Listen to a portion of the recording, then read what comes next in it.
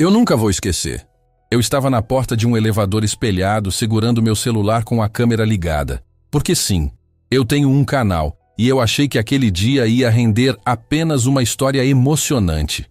Quando a mãe daquela menina milionária me encarou com os olhos arregalados e disse: "Se ela não falar hoje, acabou." E eu juro por tudo. Naquele segundo eu senti como se a casa inteira estivesse contra mim. A menina estava ali, bem na minha frente. Pequena, rica, perfeita por fora. E completamente presa por dentro. Anos de médicos, terapias, remédios, especialistas do mundo inteiro. Nada. E agora, uma decisão desesperada tinha colocado alguém como eu. Alguém que fala com vocês todo dia aqui no canal, mas que não tem jaleco, não tem diploma de nome bonito, não tem título, no centro de uma família poderosa. Só que tem um detalhe que eu não contei ainda. Eu não fui chamado porque eu era a última esperança bonitinha antes do fim.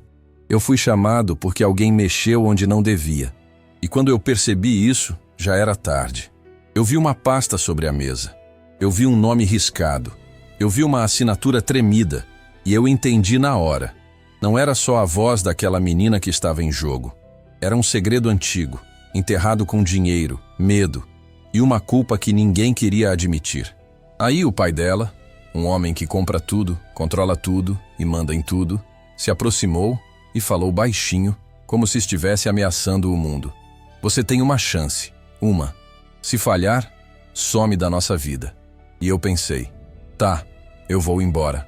Mas então a menina fez uma coisa que me paralisou.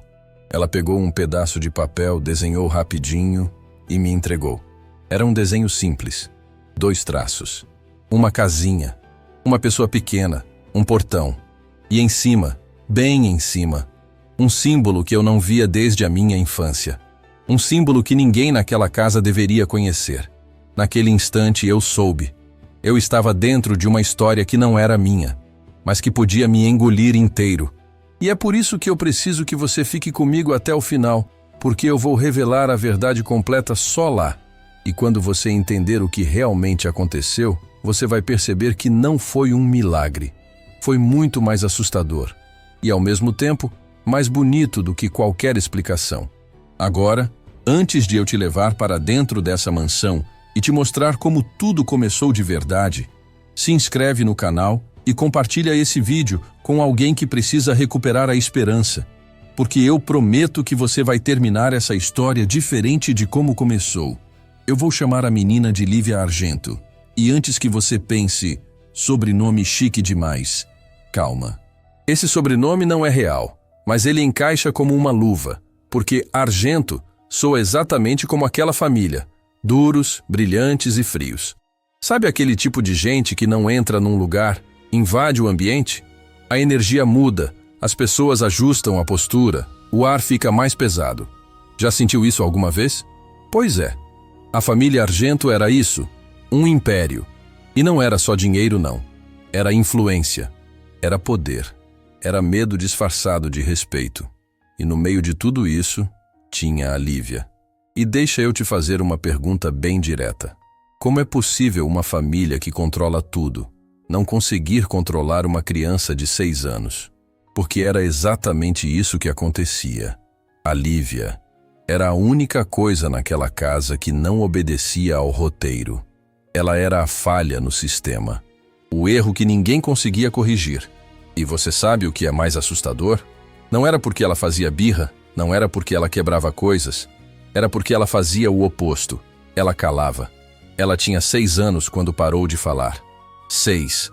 Uma criança que já falava a frase inteira, que já brigava, que já ria alto, que já fazia aquelas perguntas que deixam adultos sem chão. Por que as pessoas morrem? Por que você mente? Por que você parece triste? E aí, de um dia para o outro, sumiu. Não sumiu do mapa. Ela estava ali. Andava, comia, tomava banho. Às vezes até brincava. Mas a voz dela fechou. E eu não tô falando daquele silêncio fofo de criança tímida. Eu tô falando de um silêncio que parece ter cadeado. Um silêncio que parece dizer: se eu abrir a boca, alguma coisa ruim acontece. Você consegue imaginar isso? Uma criança de 6 anos vivendo como se cada palavra fosse perigosa. E eu sei o que você está pensando agora. Eu sei. Você está aí do outro lado e sua cabeça está gritando: algo aconteceu. Sim, aconteceu. Só que não era um trauma, do jeito que as pessoas gostam de reduzir para caber numa frase de consultório. Não era, ai, foi uma fase. Não era, ela vai melhorar com o tempo. Não, era como se a casa inteira tivesse feito um pacto. Um acordo silencioso, invisível, mas pesado. Ninguém menciona o que aconteceu naquele dia. E quando eu digo ninguém, eu quero dizer ninguém mesmo. Porque eu fui descobrindo aos poucos que existia uma data proibida. Um dia no calendário que todo mundo fingia que não existia. Como se o tempo tivesse um buraco. Como se a memória fosse uma sala trancada. E me diz, se não fosse grande, por que esconder? O que me chocou não foi só o silêncio da Lívia. Foi o desespero dos adultos ao redor dela. A mãe, Helena, parecia viver numa corda bamba. Sabe aquele tipo de mulher impecável, maquiagem perfeita, perfume caro, postura de revista. Mas quando você chega perto, percebe que o olho dela não descansa? Olhar de quem não dorme. Olhar de quem acorda com um susto que ninguém vê. Você já viu alguém assim? E o pai? O pai se chamava Dante. E presta atenção nesse nome, porque ele combina com o que ele fazia. Ele mandava sem levantar a voz. Era o tipo de homem que não precisa gritar, porque o mundo inteiro já aprende a obedecer antes dele terminar a frase. Só que, quando o assunto era a filha, ele ficava diferente. Ele ficava duro demais, rígido demais, controlador demais. E aí eu te pergunto, pai preocupado costuma abraçar ou controlar? Porque Dante não parecia um pai tentando ajudar. Ele parecia um homem tentando manter uma coisa dentro do lugar. E tinha mais gente. Sempre tem. Uma governanta com a coluna reta demais, como se carregasse segredos nas costas. Um segurança que vigiava a menina como se ela fosse, não uma criança, mas um cofre. E um médico particular que nunca olhava nos olhos. E quando alguém evita olhar nos olhos, eu já aprendi uma coisa. Não é timidez. É medo de ser lido. E aí eu chego na parte que, até hoje, arrepia minha pele. Sabe quando você entra num lugar e sente que a casa tem memória? Não é superstição. É sensação. É como se as paredes tivessem ouvido demais, visto demais. E agora guardassem tudo, quietas, esperando alguém encostar no ponto certo. A mansão Argento tinha isso. E eu senti no primeiro minuto. Eu senti quando pisei no mármore e o som do meu passo ecoou demais. Eu senti quando as pessoas falavam baixo sem precisar. Eu senti quando eu vi a Lívia e percebi que ela não era só uma criança silenciosa. Ela era o alerta vivo de que alguma coisa ali tinha sido tão grande, tão errada, que até o dinheiro não conseguiu apagar. E agora eu te pergunto, olhando para você como se você estivesse aqui do meu lado, se você entrasse numa casa assim, você confiaria em quem? No pai que controla? Na mãe que sorri, mas treme por dentro? No médico que desvia o olhar? Ou na criança que não fala, mas parece enxergar tudo? Porque eu te garanto, naquele momento eu entendi uma coisa. O silêncio da Lívia não era vazio, era uma mensagem. Eu tenho um canal onde eu conto histórias reais e emocionantes. Eu misturo investigação com coração, e eu falo com gente comum, com você, do jeito mais direto possível, sem maquiagem, sem enrolação, sem versão oficial. E talvez seja exatamente por isso que essa história me escolheu. Porque um dia, no meio de uma tarde absolutamente normal, eu peguei o celular e vi uma notificação que parecia pequena, mas tinha um peso estranho, sabe? Aquelas mensagens que você lê e sente que não é só uma mensagem. É um convite, ou uma armadilha. E eu quero te perguntar uma coisa. Você já recebeu uma mensagem que, só de ler, te deu um arrepio? Como se alguma coisa dentro de você dissesse, isso vai dar problema? Foi assim. Não veio do perfil da família, não veio de assessoria, não veio de produtor. Nada disso. Veio de um número sem foto, sem nome, sem descrição. Só o vazio, só o anônimo. E a primeira frase foi curta e perfeita para mexer com a cabeça de qualquer pessoa que conta histórias como eu. Você acredita que uma criança pode voltar a falar se a pessoa certa aparecer? Eu fiquei olhando para a tela por uns segundos. Porque essa pergunta não é inocente. Ela já carrega uma ideia por trás. Ela já empurra você para uma direção. E é aí que eu te pergunto, quando alguém faz uma pergunta assim, ela quer resposta? Ou quer te puxar para dentro de alguma coisa? Eu respondi no impulso. E talvez esse tenha sido o meu primeiro erro, ou o meu primeiro acerto. Eu escrevi: eu acredito que criança sente a verdade. E a verdade destranca coisa que terapia nenhuma destranca. Eu mandei.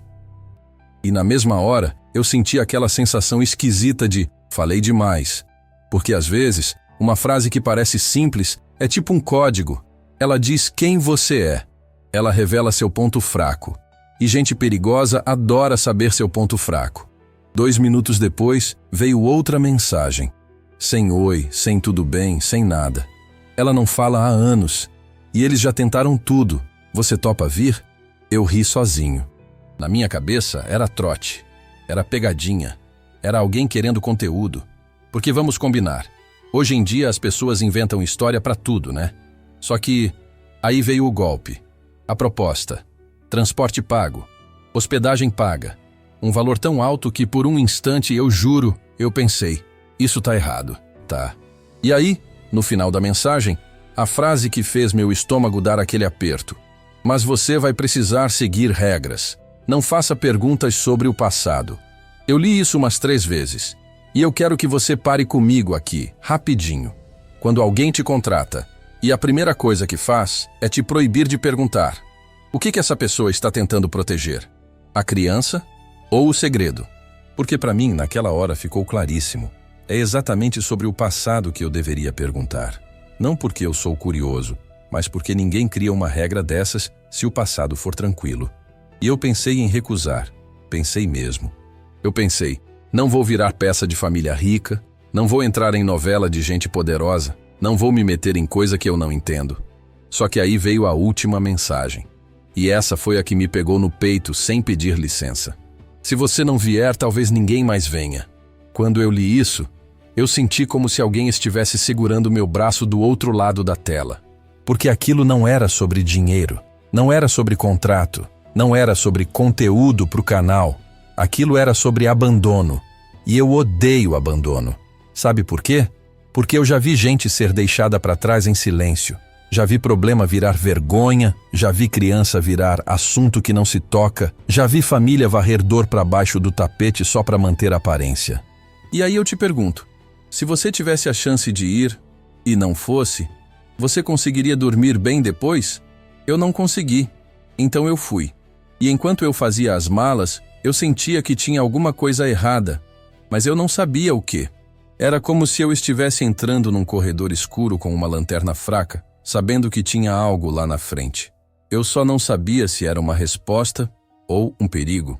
No caminho, eu olhava pela janela do carro e eu tentava manter a cabeça fria, mas tinha uma frase martelando dentro de mim. Não faça perguntas sobre o passado.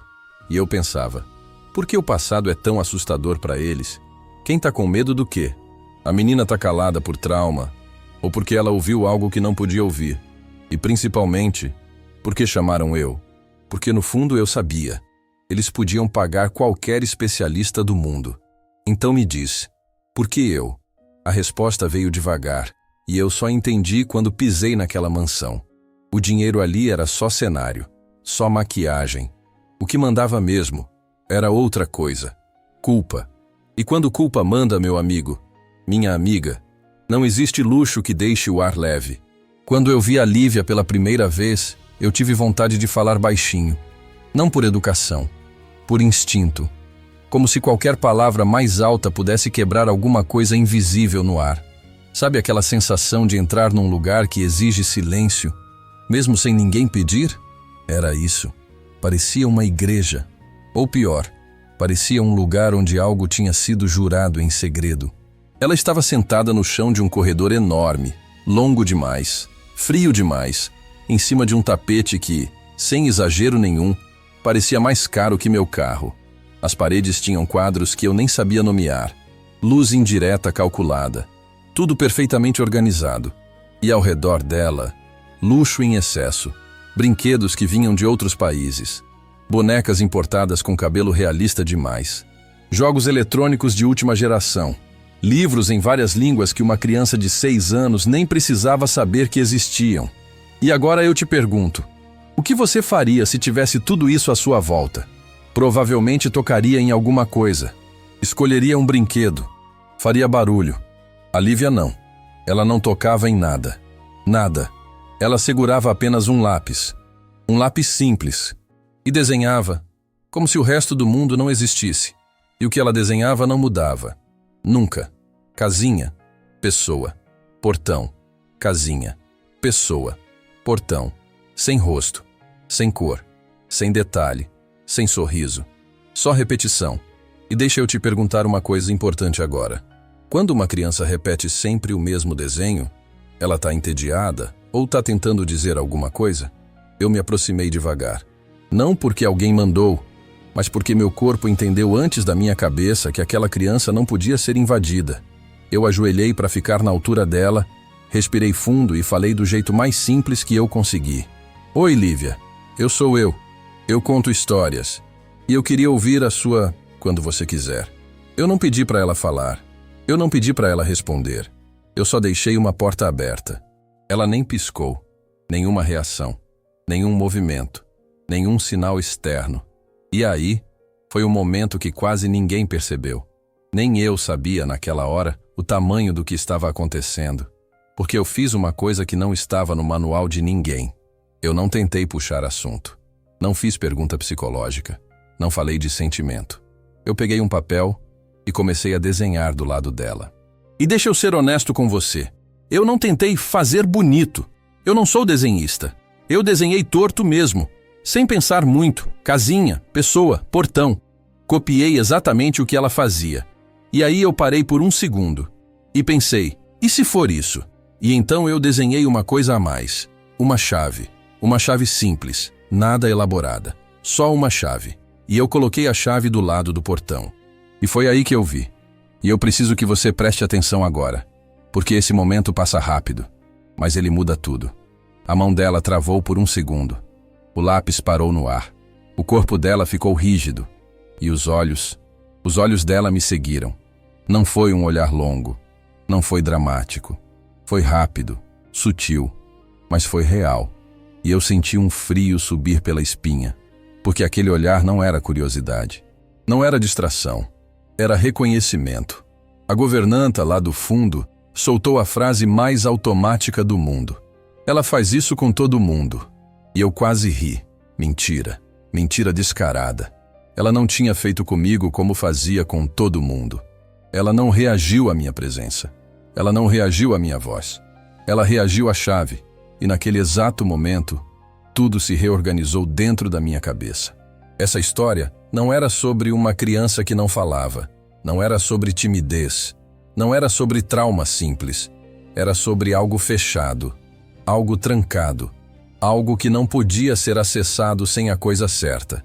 E eu te pergunto, olhando direto para você agora, o que você acha que alguém precisa ouvir, ver ou sentir para decidir trancar a própria voz? Porque ali, ajoelhado no chão daquele corredor gelado, eu entendi uma coisa que mudou completamente o rumo de tudo. Aquela história não era sobre falar, era sobre abrir. E a Lívia, ela estava só esperando alguém desenhar a chave certa. Na primeira noite eu não consegui dormir. Eu deitei num quarto de hóspedes que parecia suíte de hotel, mas eu sentia um peso no ar. Aí eu ouvi passos. Passos no corredor, de madrugada. Eu abri a porta devagar e vi o segurança andando como quem faz ronda. Só que ele não estava rondando a casa inteira. Ele estava rondando um lugar específico. Uma porta no fim do corredor. Uma porta sem enfeite, sem nome, sem nada. E quando eu olhei melhor, eu vi uma coisa que me gelou. O trinco daquela porta tinha arranhões, por dentro e por fora. Como se alguém tentasse abrir. Como se alguém tentasse impedir. Na manhã seguinte eu perguntei casualmente como quem não quer nada. Aquela porta no fim do corredor é um quarto? O silêncio que veio depois foi ensurdecedor. A mãe desviou o olhar. O pai fechou a cara. A governanta respondeu rápido demais. É depósito. Depósito com arranhões? Com segurança de madrugada? Eu sorri por educação, mas por dentro eu pensei.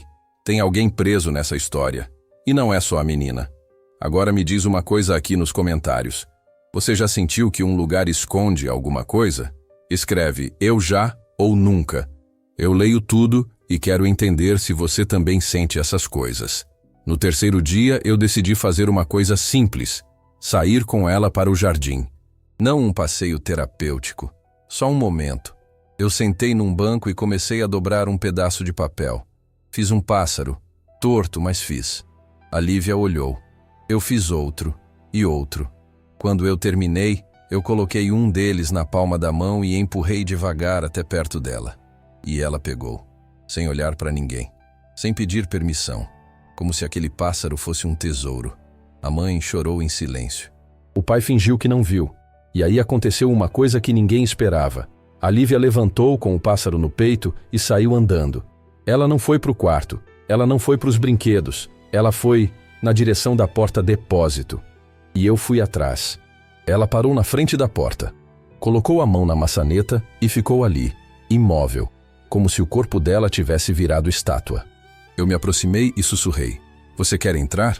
Ela não respondeu, mas o dedo dela apertou a maçaneta com força. E aí o segurança apareceu como um fantasma. Ela não pode ficar aqui. O pai surgiu logo depois. Tira ela daqui. E eu vi a Lívia endurecer. O rosto dela ficou pálido. Os olhos pararam. E eu entendi. Ali era o centro do nó. Mas eu também entendi outra coisa. Se eu forçasse, eu perdia ela. Então eu fiz o mais difícil. Eu recuei. Eu levei a Lívia para o jardim de novo e fingi normalidade. Só que por dentro, eu prometi. Eu vou abrir essa porta. Nem que eu abra com a verdade. No fim daquela tarde, eu encontrei alguém na área de serviço. Uma senhora pequena, de roupa simples, mãos calejadas, olhar atento. Ela não era da equipe principal. Não era da sala bonita. Não aparecia nas reuniões. Ela se chamava Nair. Nair era a pessoa que recolhia lixo, organizava coisas, passava despercebida. E foi ela que me disse, num sussurro que parecia medo. Você não devia mexer nisso. Eu perguntei. Nisso o quê? Ela respirou fundo, como quem escolhe cada palavra para não morrer por causa dela.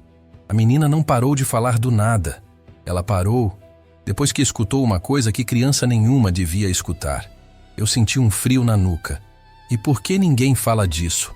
Nair olhou ao redor como se as paredes tivessem ouvidos. Porque o dinheiro fecha a boca, mas não fecha a consciência. Aí ela fez algo inesperado. Enfiou a mão no bolso do avental e me deu um pedacinho de papel dobrado. Se você for mesmo fazer isso, leia quando estiver sozinho. Eu coloquei no bolso sem abrir. E quando eu cheguei no meu quarto, abri o papel. Tinha só uma frase escrita, tremida. A porta não é depósito, é lembrança. E embaixo, cuidado com o doutor. Naquele instante eu quase fui embora. Porque eu entendi. Isso estava maior do que eu. Eu vou ser direto com você. Eu pensei em desistir. Eu pensei em pegar minhas coisas, descer as escadas, entrar no carro e nunca mais olhar para trás. Só que aí eu vi a Lívia, pela fresta da porta do quarto dela, abraçada no meu pássaro de papel, com um olhar que parecia pedir socorro sem usar som nenhum. E eu entendi que se eu fosse embora, eu virava só mais um adulto que abandona. Então eu decidi. Eu ia até o fim. E é aqui que eu faço um pedido para você. Sério mesmo, se inscreve no canal agora, porque histórias assim não aparecem todo dia. E eu não conto isso por drama. Eu conto porque a vida real é mais louca que qualquer roteiro. E se você ficar comigo até o final, você vai ver a virada mais absurda dessa história. Agora volta comigo. Na manhã seguinte, eu pedi para falar com o tal doutor, o médico particular. Ele se chamava Dr. Afonso Leal. Ele entrou na sala com um sorriso fino e uma pasta preta. Eu falei, doutor, eu quero entender o que a Lívia tem. Ele respondeu rápido. Mutismo seletivo, ansiedade, pode ser genético, pode ser emocional. Eu perguntei, e por que ela trava perto daquela porta? Ele ficou rígido por meio segundo. Um meio segundo. Mas eu vi. Coincidência. Eu sorri de volta. Coincidência não deixa arranhão em trinco. Silêncio. Ele fechou a pasta com força e falou sem sorriso. Você está aqui para ajudar a criança, não para investigar a família. Eu olhei nos olhos dele e respondi. Às vezes, ajudar a criança é exatamente investigar o que fizeram com ela. E nesse momento eu senti. Eu tinha acabado de comprar uma guerra. Naquela mesma tarde, eu tive uma ideia simples. Dar um caderno para Lívia. Não para fazer atividade, para ela existir. Eu coloquei o caderno no chão, junto com um lápis de cor, e me sentei perto, sem pedir nada. Ela abriu o caderno e começou a escrever. Escrever, não desenhar. Só que não eram palavras, eram símbolos, linhas repetidas, círculos com cortes, setas que voltavam, uma espécie de mapa. Eu olhei aquilo e senti um choque, parecia um código. E aí eu vi um detalhe que me fez engolir seco. No topo da página, ela desenhou o mesmo símbolo que eu tinha visto na introdução, aquele símbolo da minha infância. Eu não vou descrever o símbolo com detalhes aqui, porque eu não quero que isso vire uma caça às bruxas, nem que gente maluca use isso de forma errada. Mas eu vou te dizer o que importa. Era um símbolo ligado a um lugar que eu conheci quando era criança, e que eu nunca contei para ninguém no canal. Como ela sabia? Como? A Lívia olhou para mim, apontou para o símbolo, e depois apontou para a porta do depósito. E eu entendi. Ela não estava só tentando falar. Ela estava tentando me levar a um lugar. E o que ela queria mostrar era grande o suficiente para assustar adultos ricos. No dia seguinte, eu procurei a Nair. Eu queria entender de onde ela tirou aquilo. Eu queria saber o que ela sabia. Só que ninguém encontrava a Nair. A governanta disse que ela tinha sido dispensada. O segurança disse que ela não trabalhava mais ali. E o pai Dante falou como se fosse nada. Ela não se adaptou. Essas pessoas inventam coisas. Inventam? Eu senti um aperto, porque eu já tinha visto esse tipo de frase antes. Quando alguém quer apagar uma testemunha, a primeira coisa é chamar de louca. Eu subi para o meu quarto com a cabeça pegando fogo. E foi aí que eu recebi uma mensagem no meu celular. Número desconhecido. Sem foto. Para de procurar a Nair. Você não sabe com quem está mexendo. Eu fiquei parado olhando para a tela. E agora eu quero te perguntar uma coisa, de verdade. Se você estivesse no meu lugar, você continuava ou fugia? Comenta continuava ou fugia, porque eu quero ver quantos de vocês teriam coragem de encarar o que eu encarei. Eu não sou herói. Eu tremi. Eu esperei a casa dormir. Eu fiquei ouvindo o silêncio, contando respirações, calculando o risco, e quando tudo ficou calmo, eu fui. Desci o corredor devagar, sentindo o coração na garganta. A porta estava ali. Trinco arranhado, maçaneta fria. Eu coloquei a mão e girei. Ela abriu. Não tinha alarme, não tinha barulho, só um cheiro de coisa antiga. E ali dentro, não era depósito. Era um quarto infantil. Um quarto infantil antigo. Brinquedos velhos. Um berço desmontado. Um móbile empoeirado. E numa parede fotos. Fotos de uma criança. Uma criança que não era a Lívia. E aí eu vi algo que fez meu corpo gelar. No canto, um mural com recortes e anotações. Como se alguém tivesse feito uma linha do tempo. E no centro do mural, o nome Elisa. Eu tinha certeza absoluta de que aquele nome era proibido naquela casa, porque eu nunca tinha ouvido ninguém falar. Mas ele estava ali, gritando em papel. E tinha mais. Numa caixa, cadernos. Eu abri um. Era um diário. E a primeira frase que eu li foi: se Dante descobrir, ele destrói tudo. Eu fechei o diário na hora, porque eu ouvi um passo no corredor. E quando eu virei, eu vi o Dr. Afonso parado na porta, me encarando como se eu fosse um crime. Eu avisei para não investigar. A voz dele era baixa, mas tinha raiva. Eu tentei dizer qualquer coisa, mas não deu tempo. Ele entrou, fechou a porta atrás dele e falou: agora eu preciso saber quanto você viu. E naquele instante eu entendi. Eu tinha entrado num lugar que não era só lembrança. Era prova. O Dr. Afonso tentou pegar o diário da minha mão. Eu puxei de volta. Quem é Elisa? Ele respirou pesado. Você não tem ideia do que está fazendo. Eu tenho, sim. Eu estou protegendo uma criança. Ele deu um sorriso que não tinha nada de alegria. Você acha que é o herói do seu canal, é?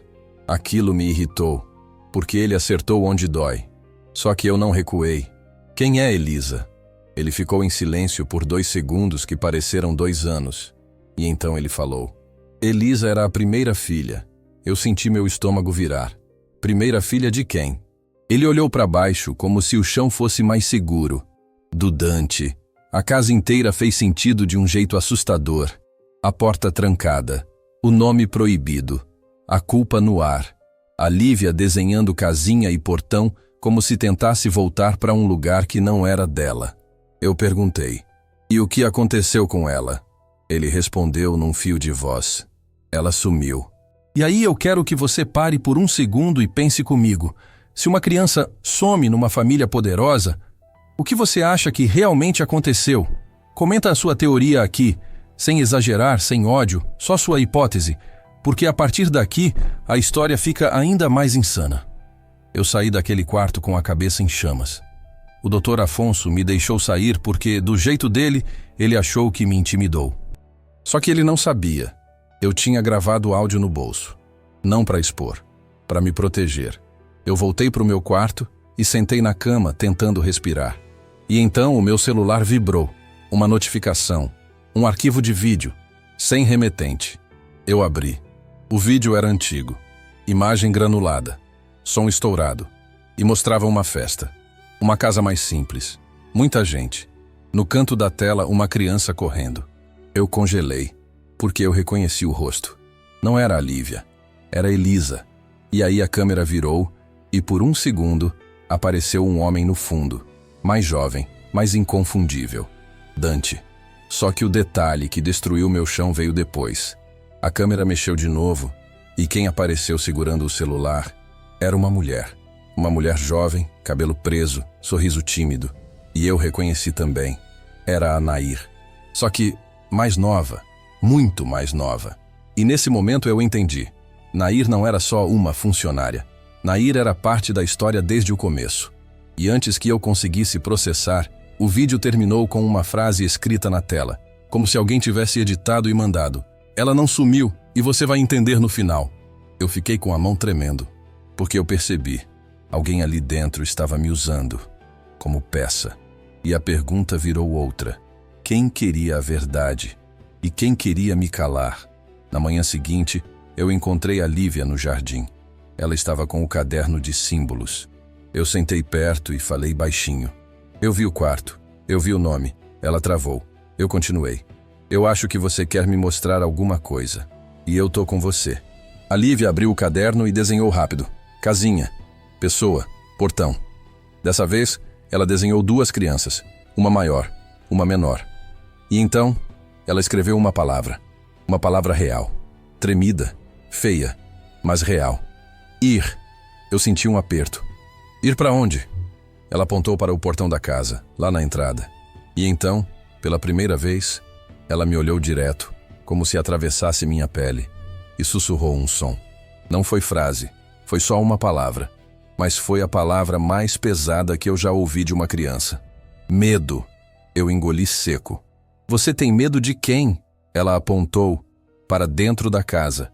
E aí ela fez algo que me destruiu. Ela colocou a mão no peito e desenhou um coração partido no ar. Como se dissesse: o medo mora aqui. Eu respirei fundo e falei: então a gente vai fazer diferente. A gente vai sair daqui e eu vou te proteger. E naquele momento, eu ouvi atrás de mim: você não vai levar minha filha a lugar nenhum.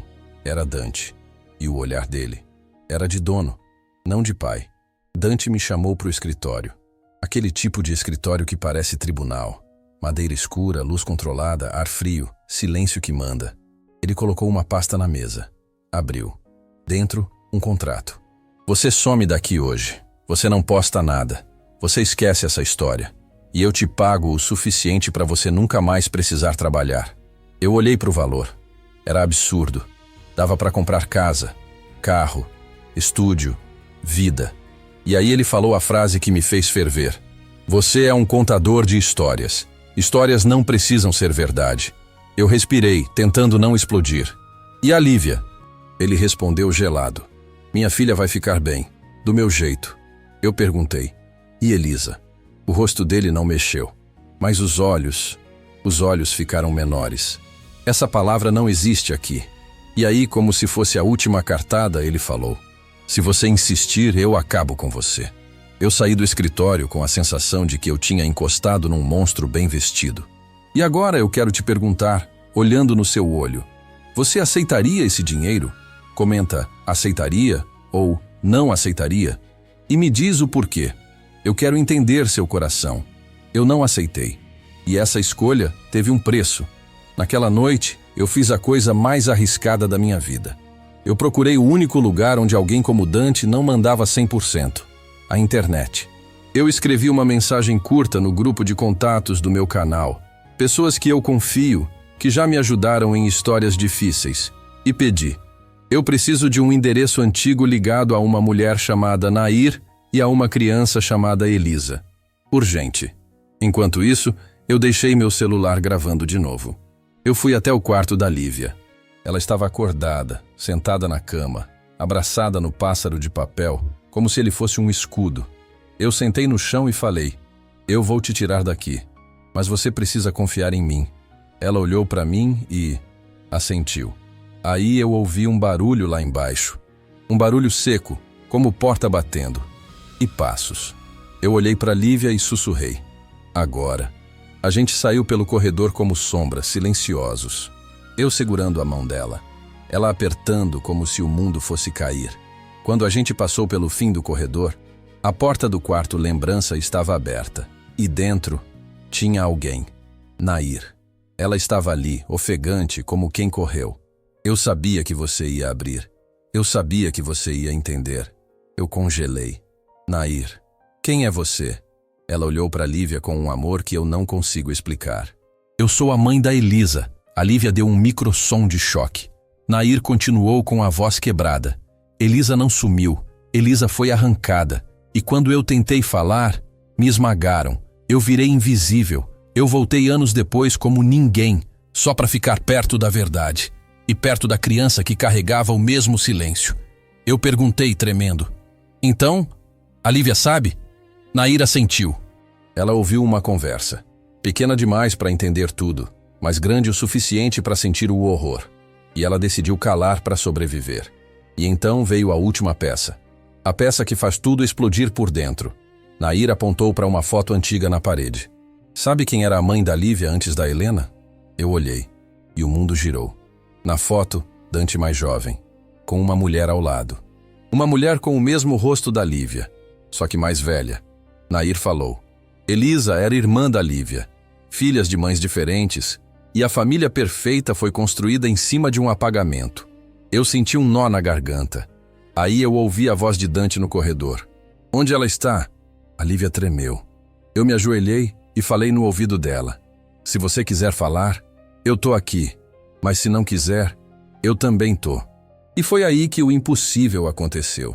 A Lívia respirou fundo, como se puxasse o ar da vida inteira, e falou. Claro, baixinho, mas falou. Eu lembro. Eu fiquei paralisado. Ela continuou. Eu lembro da voz, atrás da porta. Eu lembro do nome, Elisa. Eu lembro do choro e do silêncio depois. E então, ela levantou a cabeça e, pela primeira vez, olhou para o corredor sem se esconder. Chega! Essa palavra, chega, saiu de uma criança. E eu juro, naquele momento ela pareceu maior que a mansão inteira. Dante entrou no quarto como tempestade. Mas quando viu Nair, ele travou. Nair olhou para ele e falou com uma firmeza que eu nunca vi em ninguém. Acabou. Dante tentou falar, mas a Lívia deu um passo à frente e disse com a voz ainda frágil, mas real: eu não sou seu segredo. Silêncio. O tipo de silêncio que muda o destino. E aí aconteceu o que ninguém esperava. Helena, a mãe da Lívia, apareceu na porta, chorando. Ela olhou para Nair, olhou para o Dante, olhou para Lívia e desabou. Eu sabia, e eu deixei. Essa confissão foi como vidro quebrando, porque o milagre não era a Lívia falar. O milagre era a casa parar de mentir. O resto foi consequência. Eu não vou fingir que tudo virou perfeito em 5 minutos. Teve polícia, teve advogado, teve manchete, teve gente tentando abafar. Mas teve uma coisa que ninguém conseguiu comprar. A voz da Lívia, agora, não era mais um pedido. Era uma decisão. E meses depois, quando eu já tinha contado essa história do jeito certo, protegendo a Lívia, sem expor o que não devia, eu recebi um áudio. Era da Lívia. Ela disse: Oi, é a Lívia. Eu tô falando porque agora eu posso. Eu e a Nair, a gente tem uma casa com portão e tem chave, e eu tô aprendendo a rir alto. Obrigada por não ir embora. Eu chorei, sem vergonha, porque no fim, não foi sobre ricos e pobres, foi sobre poder e verdade. E sobre como uma criança pode ser mais corajosa do que uma casa inteira. E agora eu quero te pedir tudo, sem timidez, porque isso ajuda demais o canal e faz essas histórias chegarem em quem precisa. Se inscreve no canal agora para não perder as próximas histórias. Deixa o like se essa história te pegou em algum ponto do coração. Comenta aqui embaixo. Qual foi a parte que mais te chocou? A porta, o nome, o vídeo, a proposta de dinheiro ou a frase "Eu não sou seu segredo"? Compartilha esse vídeo com alguém que precisa lembrar que a verdade pode doer, mas liberta. E ativa o sininho, porque a próxima história que eu vou contar é ainda mais absurda. E ela começa onde essa terminou. E olha, tem uma história aparecendo na tela agora. É só clicar e assistir, porque ela vai te fazer pensar 2 vezes antes de confiar no que parece perfeito. Nos vemos lá.